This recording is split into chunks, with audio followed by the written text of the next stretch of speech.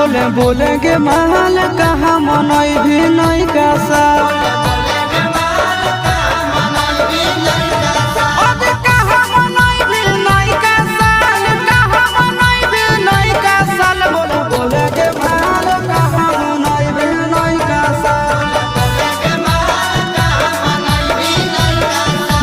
बोले के महल कहाँ मनई भी नहीं का साल